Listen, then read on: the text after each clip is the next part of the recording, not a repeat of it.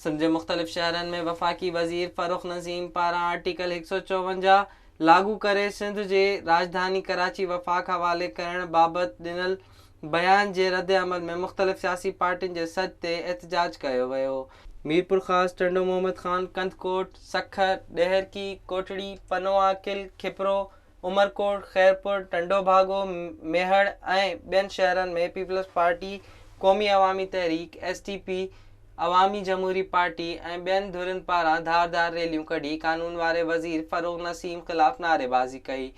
इन मौक़े ते अॻवान ख़िताब कंदे चयो त सिंध जो बचो बचो कराची तां क़ुर्बान थियण लाइ तयारु आहे। फ़ारूक़ नसीम जे बयान बाबति सॼी सिंध में कावड़ जी लहर पखिड़ियल आहे। संदन चवणु हो त कराची खे इंतिज़ामी तौरु वफ़ाक़ हवाले करण जो बयान ॾींदड़ MQM अॻवान ऐं वफ़ाक़ी वज़ीर फ़ारूक़ नसीम मुल्क दुश्मन आहे, जंहिंखां फ़ौरी तौरु अहदो वापसि वरितो वञे, ॿी सूरत में सख़्तु एहतजाज कयो वेंदो।